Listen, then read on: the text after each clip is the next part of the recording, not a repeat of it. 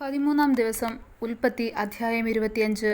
Abraham വേറൊരു ഭാര്യയെ പരിഗ്രഹിച്ചു. അവൾക്ക് കെതൂറ എന്നു പേർ. അവൾ സിമ്രാൻ, യൊക്ഷ്കാൻ, മെഥാൻ, മിഥ്യാൻ, ഇഷ്ബാക്, ശുവഹ് എന്നിവരെ പ്രസവിച്ചു. ശൊക്ഷാൻ ശെബയെയും ദെനാനെയും ജനിപ്പിച്ചു. ദെദാഥാന്റെ പുത്രന്മാർ അശൂരും ലേത്ശും ലമൂമീം എന്നിവർ. മിഥ്യാന്റെ പുത്രന്മാർ ഏഫ, ഏഫെർ, ഹാനോക്ക്, അബീദ, എൽദാഖ എന്നിവർ. ഇവർ എല്ലാവരും കെതൂറയുടെ മക്കൾ. എന്നാൽ അബ്രഹാം തനിക്കുള്ളതൊക്കെയും ഇസഹാക്കിന് കൊടുത്തു. അബ്രഹാമിനുണ്ടായിരുന്ന വെപ്പാട്ടികളുടെ മക്കൾക്കോ അബ്രഹാം ദാനങ്ങൾ കൊടുത്തു. താൻ ജീവനോടിരിക്കുമ്പോൾ തന്നെ അവരെ തൻ്റെ മകനായ ഇസഹാക്കിൻ്റെ അടുക്കൽ നിന്ന് കിഴക്ക് ദേശത്തേക്ക് അയച്ചു. അബ്രഹാമിൻ്റെ ആയുഷ്കാലം 175 സംവത്സരമായിരുന്നു. അബ്രഹാം വയോധികനും കാലസമ്പൂർണനുമായി നല്ല വാർദ്ധക്യത്തിൽ പ്രാണനെ വിട്ടു മരിച്ചു. തൻ്റെ ജനത്തോട് ചേർന്നു. അവൻ്റെ പുത്രന്മാരായ ഇസഹാക്കും ഇഷ്മയേലും കൂടി മെമ്രയ്ക്കരികെ സോഹരിൻ്റെ മകനായ എഫ്രോൻ എന്ന ഹിത്യൻ്റെ നിലത്ത് മക്പെലാ ഗുഹയിൽ അവനെ അടക്കം ചെയ്തു. അബ്രഹാം ഹിത്യരോട് വിലയ്ക്ക് വാങ്ങിയ നിലത്ത് തന്നെ അവിടെ അബ്രഹാമിനെയും തൻ്റെ ഭാര്യയായ സാറയെയും അടക്കം ചെയ്തു. അബ്രഹാം മരിച്ച ശേഷം ദൈവം അവൻ്റെ മകനായ ഇസഹാക്കിനെ അനുഗ്രഹിച്ചു. ഇസഹാക്ക് ബെർലൈരോഗിലരികെ പാർത്തു. സാറയുടെ മിസ്രൈമ്യ ദാസി ഹാഗാർ അബ്രഹാമിന് പ്രസവിച്ച മകനായ ഇഷ്മയേലിൻ്റെ വംശപരമ്പര. അവരുടെ വംശാവലി പ്രകാരം പേരുപേരായി ഇഷ്മയേലിൻ്റെ പുത്രന്മാരുടെ പേരുകളാണിത്. ഇഷ്മയേലിൻ്റെ ആദ്യജാതൻ നെബായോത്ത്, കേദാർ, അദ്ബയേൽ, മിഷ്മ, ധൂമ, മഷ, ഹദാദ്, തേമ, യെഥൂർ, നാഷിക്, കെദമ. 12 പ്രഭുക്കന്മാരായ ഇഷ്മയേലിൻ്റെ പുത്രന്മാർ അവരുടെ ഊരുകളിലും പാളയങ്ങളിലും വംശമായി അവർ ആകുന്നു. അവരുടെ പേരുകൾ ഇവ തന്നെ. ഇഷ്മയേലിൻ്റെ ആയുഷ്കാലം 137 സംവത്സരമായിരുന്നു. അവൻ പ്രാണനെ വിട്ടു മരിച്ചു.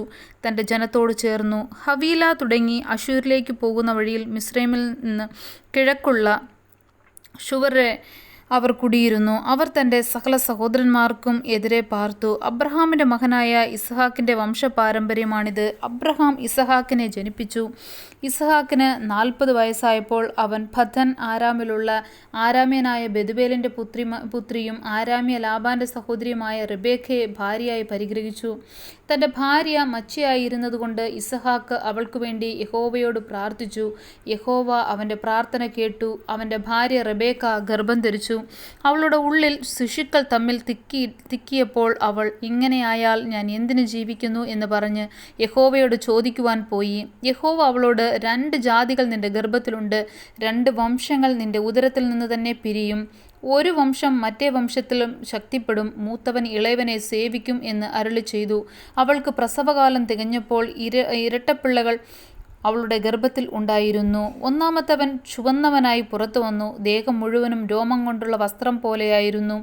അവന് ഏശാവ് എന്ന് പേരിട്ടു. പിന്നെ അവൻ്റെ സഹോദരൻ പുറത്തു വന്നു. അവൻ്റെ കൈ ഏശാവിൻ്റെ കുതിങ്കാൽ പിടിച്ചിരുന്നു. അവന് യാക്കോബ് എന്ന് പേരിട്ടു. അവൾ അവരെ പ്രസവിച്ചപ്പോൾ ഇസഹാക്കിന് 60 വയസ്സായിരുന്നു. കുട്ടികൾ വളർന്നു. ഏശാവ് വേട്ടയിൽ സമർത്ഥനും വനസഞ്ചാരിയും യാക്കോബ് സാധുശീലനും കൂടാരവാസിയുമായിരുന്നു. ഏശാവിൻ്റെ വേട്ട ഇറച്ചിയിൽ രുചി പിടിച്ചിരുന്നതുകൊണ്ട് ഇസഹാക്ക് അവനെ സ്നേഹിച്ചു. റെബേക്കയോ യാക്കോബിനെ സ്നേഹിച്ചു. ഒരിക്കൽ യാക്കോബ് ഒരു പായാസം വെച്ച് ഏശാവിന് വെളിമ്പ്രദേശത്തു നിന്ന് വന്നു. അവൻ നന്നേ ക്ഷീണിച്ചിരുന്നു. ഏശാവ് യാക്കോബിനോട്, ആ ചുവന്ന പായസം കുറെ എനിക്ക് തരണം, ഞാൻ നന്നേ ക്ഷീണിച്ചിരിക്കുന്നു എന്ന് പറഞ്ഞു. അതുകൊണ്ട് അവന് ഏദോം, ചുവന്നവൻ എന്ന് പേരായി. നിന്റെ ജ്യേഷ്ഠാവകാശം ഇന്ന് എനിക്ക് വിൽക്കുക എന്ന് യാക്കോബ് പറഞ്ഞു. അതിന് ഏശാവ്, ഞാൻ മരിക്കേണ്ടി വരുമല്ലോ, ഈ ജ്യേഷ്ഠാവകാശം എനിക്ക് എന്തിന് എന്ന് പറഞ്ഞു. ഇന്ന് എന്നോട് സത്യം ചെയ്യുക എന്ന് യാക്കോബ് പറഞ്ഞു. അവൻ അവനോട് സത്യം ചെയ്തു. തൻ്റെ ജ്യേഷ്ഠാവകാശം യാക്കോബിന് വിറ്റു. യാക്കോബ് ഏശാവിന് അപ്പവും പയറും കൊണ്ടുള്ള പായാസവും കൊടുത്തു. അവൻ ഭക്ഷിച്ച് പാനം ചെയ്ത് എഴുന്നേറ്റ് പോയി. ഇങ്ങനെ ഏശാവ് ജ്യേഷ്ഠാവകാശത്തെ അലക്ഷ്യമാക്കി കളഞ്ഞു. അധ്യായം 26. അബ്രഹാമിൻ്റെ കാലത്തുണ്ടായ മുമ്പിലത്തെ ക്ഷാമം കൂടാതെ പിന്നെയും ആ ദേശത്ത് ഒരു ക്ഷാമമുണ്ടായി. അപ്പോൾ ഇസഹാക്ക് ഗെരാരിൽ ഫെലിസ്ത്യരുടെ രാജാവായ അബീമേലെക്കിന്റെ അടുക്കൽ പോയി. യഹോവ അവന് പ്രത്യക്ഷനായി അരുളിച്ചെയ്തതെന്തെന്നാൽ, നീ മിസ്രയീമിലേക്ക് പോകരുത്. ഞാൻ നിന്നോട് കൽപ്പിക്കുന്ന ദേശത്ത് പാർക്കുക, ഈ ദേശത്ത് താമസിക്കുക. ഞാൻ നിന്നോട് കൂടെ ഇരുന്ന് നിന്നെ അനുഗ്രഹിക്കും. നിനക്കും നിന്റെ സന്തതിക്കും ഈ ദേശമൊക്കെയും ഞാൻ തരും. നിന്റെ പിതാവായ ആബ്രഹാമിനോട് ഞാൻ ചെയ്ത സത്യം നിവർത്തിക്കും. അബ്രഹാം എൻ്റെ വാക്ക് കേട്ട് എൻ്റെ നിയോഗവും കൽപ്പനകളും ചട്ടങ്ങളും പ്രമാണങ്ങളും ആചരിച്ചതുകൊണ്ട് ഞാൻ നിന്റെ സന്തതിയെ ആകാശത്തിലെ നക്ഷത്രങ്ങളെപ്പോലെ വർദ്ധിപ്പിച്ച് നിന്റെ സന്തതിക്ക് ഈ ദേശമൊക്കെയും കൊടുക്കും. നിന്റെ സന്തതി മുഖാന്തരം ഭൂമിയിലെ സകല ജാതികളും അനുഗ്രഹിക്കപ്പെടും. അങ്ങനെ ഇസഹാക്ക് ഗെരാരിൽ പാർത്തു. ആ സ്ഥലം ജനം അവൻ്റെ ഭാര്യയെക്കുറിച്ച് അവനോട് ചോദിച്ചു. അവൾ എൻ്റെ സഹോദരി എന്ന് അവൻ പറഞ്ഞു. റെബേക്ക സൗന്ദര്യമുള്ളവളാകൊണ്ട് ആ സ്ഥലത്തെ ജനം അവളുടെ നിമിത്തം തന്നെ കൊല്ലാതിരിക്കേണ്ടതിന് അവൾ എൻ്റെ ഭാര്യ എന്ന് പറവാൻ അവൻ ശങ്കിച്ചു. അവനവിടെ ഏറെക്കാലം പാർത്ത ശേഷം ഫെലിസ്ത്യരുടെ രാജാവായ അബീമേലെക്ക് കിളിവാതിലുകൾ കൂടി നോക്കി ഇസഹാക്ക് തൻ്റെ ഭാര്യയായ റെബേക്കയോടുകൂടെ വിനോദിക്കുന്നത് കണ്ടു. അബീമേലെക്ക് ഇസഹാക്കിനെ വിളിച്ചു, അവൾ നിന്റെ ഭാര്യയാകുന്നു നിശ്ചയം. പിന്നെ എൻ്റെ സഹോദരി എന്ന് നീ പറഞ്ഞത് എങ്ങനെയെന്ന് ചോദിച്ചതിന് ഇസഹാക്ക് അവനോട്, അവളുടെ നിമിത്തം മരിക്കാതിരിക്കുവാനാകുന്നു ഞാൻ അങ്ങനെ പറഞ്ഞത് എന്ന് പറഞ്ഞു. അപ്പോൾ അബീമേലെക്ക്, നീ ഞങ്ങളോട് ഈ ചെയ്തത് എന്ത്? ജനങ്ങളിൽ ആരെങ്കിലും നിന്റെ ഭാര്യയോടു കൂടെ ശയിക്കുവാൻ നീ ഞങ്ങളുടെ മേൽ കുറ്റം വരുത്തുവാനും സംഗതി വരുമായിരുന്നുവല്ലോ എന്ന് പറഞ്ഞു. പിന്നെ അബീമേലെക്ക്, ഈ പുരുഷനെയോ അവൻ്റെ ഭാര്യയെയോ തൊടുന്നവന് മരണശിക്ഷ ഉണ്ടാകും എന്ന് ജനത്തോട് കൽപ്പിച്ചു. ഇസഹാക്ക് ആ ദേശത്ത് വിതച്ചു.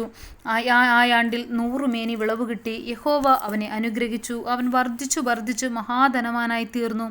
അവന് ആട്ടിൻകൂട്ടങ്ങളും മാട്ടിൻകൂട്ടങ്ങളും വളരെ ദാസീദാസന്മാരും ഉണ്ടായിരുന്നതുകൊണ്ട് ഫെലിസ്ത്യർക്ക് അവനോട് അസൂയ തോന്നി. എന്നാൽ അവൻ്റെ പിതാവായ അബ്രഹാമിൻ്റെ കാലത്ത് അവൻ പിതാവിൻ്റെ ദാസന്മാർ കുഴിച്ചിരിക്കുന്ന കിണറുകളൊക്കെയും ഫെലിസ്ത്യർ മണ്ണിട്ട് നികത്തിക്കളഞ്ഞിരുന്നു. അബീമേലെക്ക് ഇസഹാക്കിനോട്,